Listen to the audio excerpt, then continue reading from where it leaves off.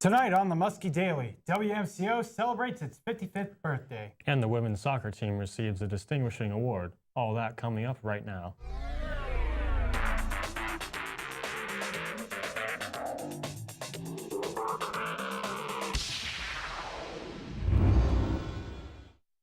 Hello and thank you for tuning on to Orbit TV. I'm Andrew Dunlap. And I'm Chad Holmes. Topping the news today, Muskingum University's radio station is celebrating 55 years of broadcasting this Thursday. WMCO first signed on the air January 28, 1961. A simple 10-watt transmitter in Cambridge Hall has since transformed into the 1,300-watt station housed in Caldwell Hall. The station serves both the university and New Concord, keeping the community up to date with the latest in new music, news, and sports. WMCO station manager Lisa Marshall has seen the station grow from her time as a student DJ to her time currently as a faculty member. I love WMCO because this was my home away from home as a student, and it was the first thing I got involved with at Muskingum, and then my experience expanded into other things within media, but it's also part of my job, but it's something that I love to do, so coming to work every day isn't work. WMCO is hosting Brood Awakenings this Thursday in celebration of 55 years on the air. The motivation for a birthday party came from the radio management staff as a way to not only celebrate the work that the organization has done, but also to thank the Muskingum University community for their support.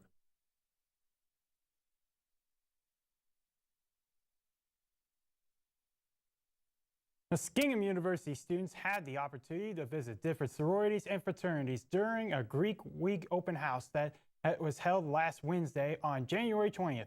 Independent students had the opportunity to visit a number of different tables and chat with members of fraternities and sororities to give them an idea of what Greek life is about. Since there is no rush week during spring semester, some students were offered an open bid. The students who received an open bid will be able to accept or decline within the 5-day period of January 25th and January 29th. The Winter Involvement Fair, known as Muskie Daily, will be taking place on campus on February 6th. Various organizations will be giving students a chance to become more involved on campus by hosting different games. Students will then be able to vote on which organizations held the best game. The group with the most votes will win $100 that will go towards their organization. The event will be held in the Walter K. Chess Center and will begin at 2 p.m. There's been a significant increase in drug activity in New Concord over the past year. According to New Concord Police Chief Trevor Hayes, there have been more arrests in the village and citations involving drugs such as marijuana, cocaine, and heroin. And the possible reason for the increase is due to more awareness among the police department. Although an increase in the drugs use is likely as well, Hayes also believes that increase in activity is due to the possibility of legalization of marijuana in the future. We'll be right back on the Muskie Daily, so stick around to find out more about the major snowstorm in D.C. That more coming up next on the Muskie Daily. On the face, or take her by the back of the neck and then hand on the face. Just always do that. Sexiness is confidence. This is the game of men.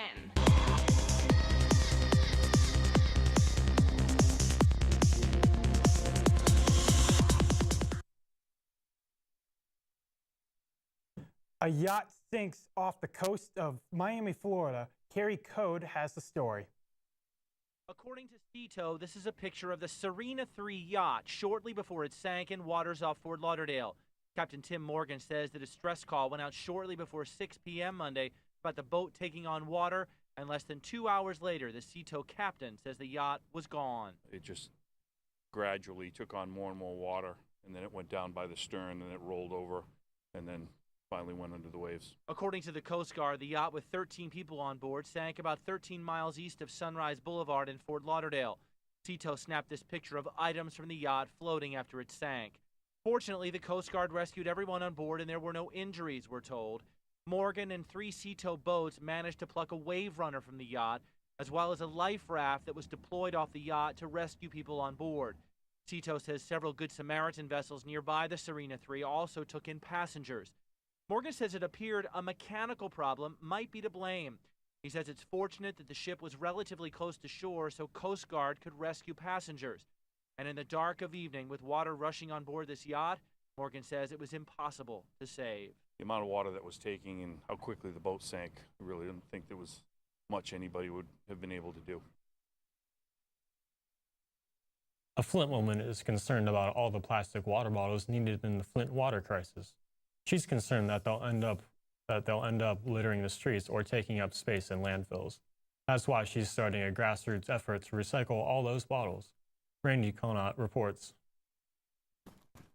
Janae Young hopes she has an answer. She wants friends and volunteers to help her round up the thousands, if not millions, of plastic bottles. Right now I'm working on a project to help the citizens of Flint come together and start collecting these bottles. Flint does offer curbside recycling, but Young says not enough people are using it or are aware of it. And we're going to pass out and give each citizen of Flint a plastic bag whenever they need it, and have them bag up bottles and put them to the curb. On Wednesday morning from 10 to noon, people can drop off used bottles at Wilkins School on East York Street in Flint. Young calls her effort Mission Protect Flint. We're going to do this as long as possible, as long as it takes. She hopes to convince recycling companies to scatter recycling bins around the city to make it easier for people to keep the bottles out of landfills. We'll put Young's contact information on our website, abc12.com. If you want to volunteer and help, we are very appreciative. More than 6 million bottles of water are being sent to students hit by the Flint water crisis. The bottles donated by Walmart, Coke, Pepsi, and Nestle will provide Flint's 10,000 students with clean water throughout 2016. Flint gained national attention after their tap water was found to be contaminated with toxic levels of lead. State and federal officials have struggled to provide clean water for residents. Federal offices in Washington are closed again today. A winter storm dumped more than 22 inches of snow across the nation's capital this weekend, and the city continues to dig out. The blizzard will go down as one of the top 5 snowstorms on record for Washington Dulles Airport. Some New York residents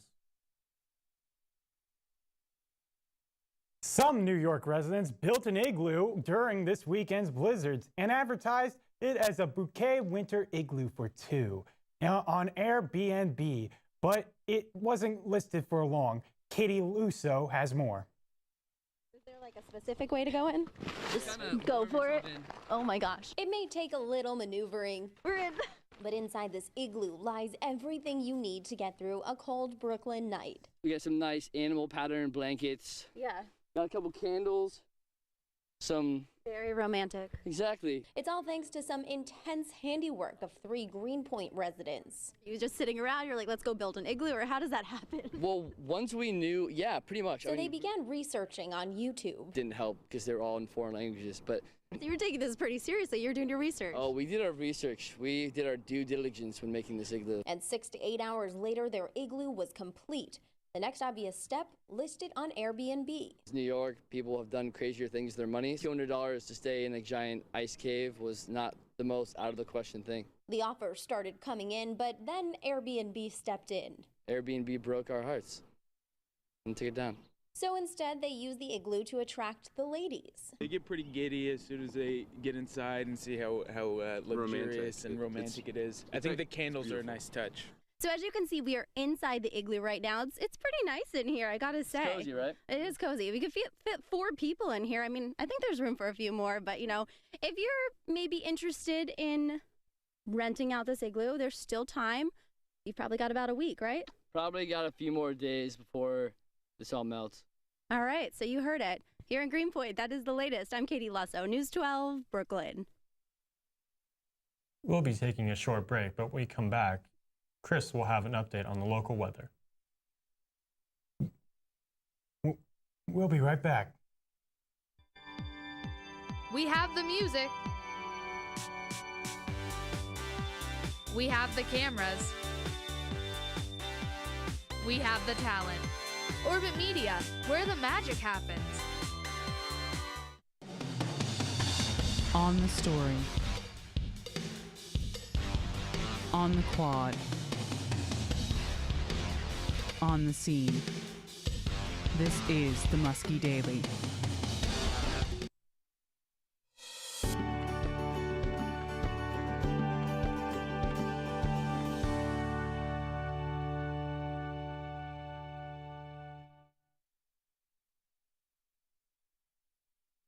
Tonight will be cool and cloudy with a low of 25 degrees. Tomorrow the clouds will stick around with mostly cloudy skies and a high of 32. But tomorrow night the clouds will start to lighten up, giving way to mostly clear skies with a low of 20 degrees.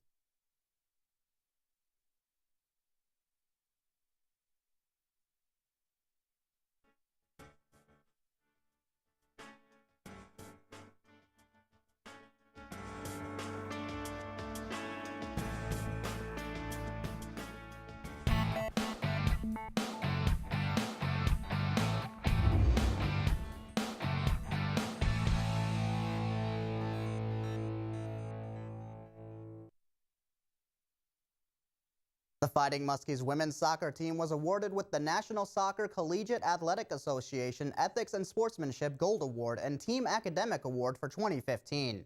The women were one of 16 teams given the award across the nation and the only team in Ohio.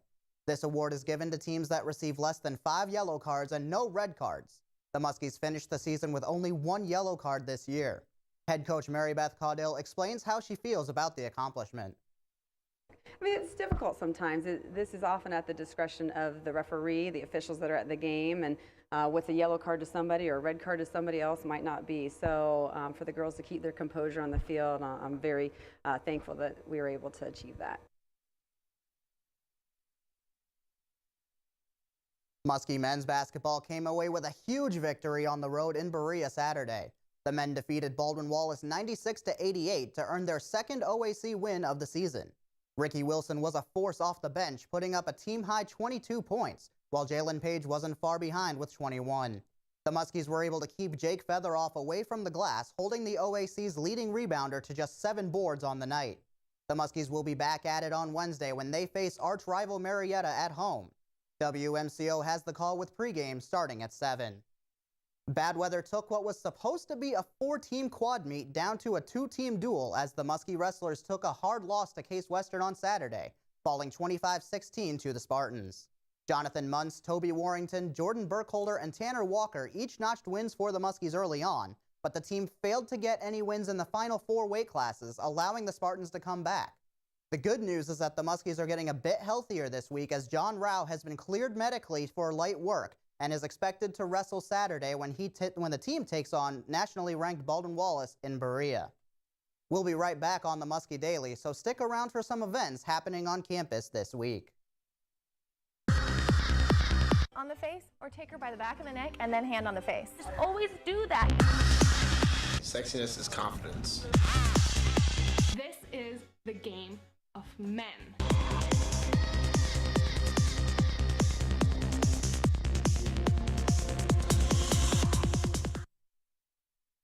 Students are invited to come to the bottom of the chest on Friday at 9 in the evening to play some trivia crack.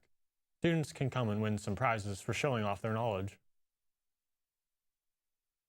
Muskie Programming Board is also hosting a human version of Hungry Hungry Hippos. Students are asked to team up with a friend and come down to the bottom of the chess center Friday night at 9. That's it. That's all for this episode of the Muskie Daily. Check back on Thursday for more news. Have a great night, New Concord.